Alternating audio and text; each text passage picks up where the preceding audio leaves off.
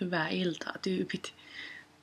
Tässä sitä istutaan sohvalla urheilukamoissa ja vieläkin mä jotenkin prosessoin tätä iltaa, että miten tää nyt sit niin kuin jotenkin omalta osaltani meni, että liittyy siihen eiliseen tekstiin siitä niin kuin mielen rauhan, hyvän olon, semmoisen tavoittelusta, että jotenkin niin kuin yrittää löytää sitä semmoista omaa tietä ja semmoista hyvää oloa ja mielenrauhaa.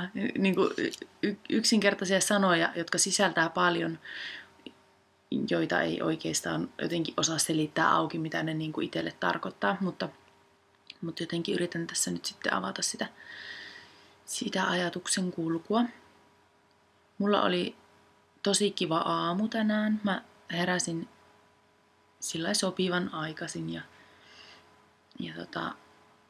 oli kivasti aikaa aamulla tytöille ja sitten pakkasin repun ja juoksin töihin. Tai juoksin tonne paikkaan, mihin olin viime viikolla pyörän jättänyt, kun pyörän kumi puhkesi. Olin ottanut sitten mukaan ne uuden sisäkumin siihen pyörään ja sitten ne korjaussysteemit ja pääsin sinne perille ja olin jotenkin ihan energiaa täynnä ja tosi hyvän tuulinen ja sain sen renkaan siellä vaihdettua onnistuneesti ja sitten singahdin sillä pyörällä töihin. Ja tähän pomppasi joku tämmönen ilmoitus, mutta senkin pois. Noin. Niin pyöräilin sitten töihin ja menin hyvällä fiiliksellä sitten sorvin ääreen ja naputtelin hommia koko päivän ihan silleen niin kuin hyvällä fiiliksellä. Ja sitä hyvää fiilistä kyllä ehdottomasti lisäsi ihana auringonpaiste, joka niin kuin jotenkin syleili ja tuntui oikein ihanalta, kun siis kuinka ihana katsoa ulos, kun siellä paistaa aurinko. Se kaamosaurinko on jotenkin ihana, kun se paistaa silleen matalalta ja tulee pitkät varjot ja se on ihan eri värinenkin kuin kesällä. Ja sitten olin lähdössä kotiin töistä ja menin sinne pyörän luo, minkä olin aamulla korjannut, niin eiköhän siellä ollut pyörän kumi taas tyhjä. Ja siinä vaiheessa just sitten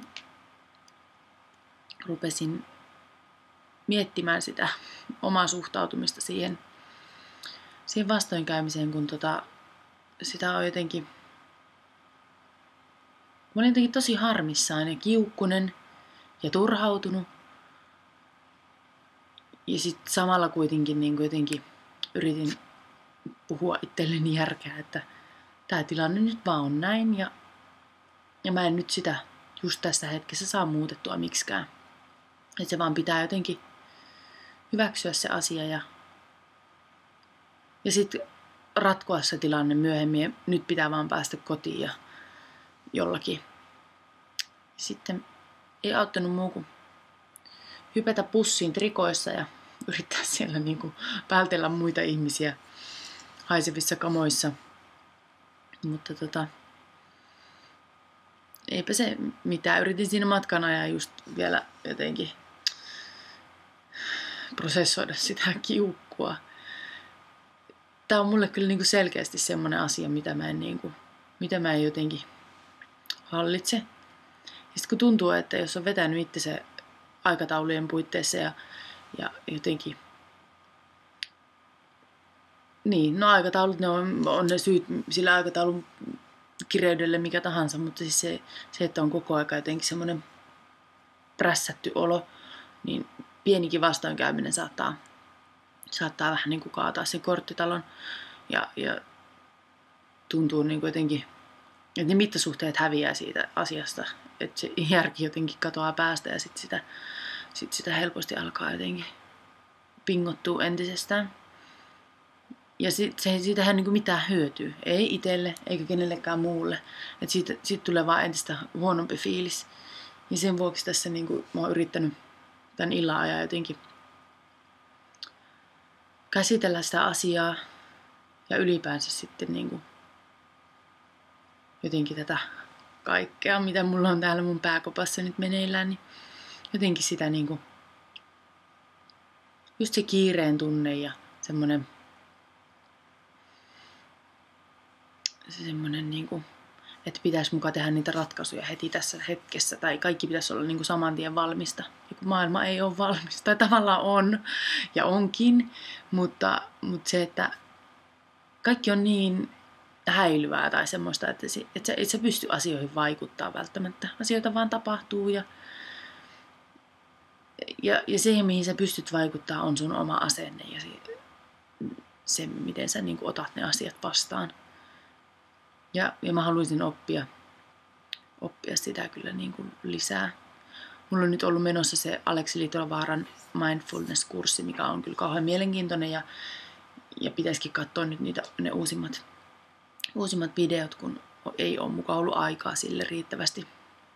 Motivaatiosta on kaikki kiinni oikeasti, koska mä itse olen aina sanonut sitä, että jos joku väittää, että ei ole urheilulle aikaa, se on tekosyy, koska kaikki on priorisoinnista kiinni ja niin minullekin tämä, että en ole jotenkin, olen priorisoinut muita asioita. Ja enkä nyt ala siitä ruoskimaan itseäni, vaan se nyt on vaan mennyt niin. Joo. Mutta en tiedä menikö tämä nyt jotenkin liian henkilökohtaiseksi, että uskallanko mä julkaista tätä videoa, mutta ehkä mä annan mennä. Mulla on ollut nyt jotenkin tämmöistä avautumisviikot menossa, että on jotenkin päästänyt teitä vähän enemmän sillain pinnan alle. Mikä ei nyt sinänsä haittaa eikä pelota, että te olette fiksuja tyyppejä siellä ruudun toisella puolella, ainakin ne, ketkä olette jotakin merkkiä tonne kommenttiboksiin jättänyt. Että kiitos niistä ja pahoittelut siitä, että en ole kerinnyt kaikkiin kommentteihin reagoimaan, mutta on ne kyllä niin kuin huolella ja ajatuksella kaikki lukenut, että kiitos tosi paljon niistä. Mutta ehkä mä jätän nämä pohdiskelut nyt tähän tältä kertaa ja sanokaa miltä tämä videopostaus tuntuu, onko mä kauhean jotenkin vaivautunut itse tässä ja onko sitä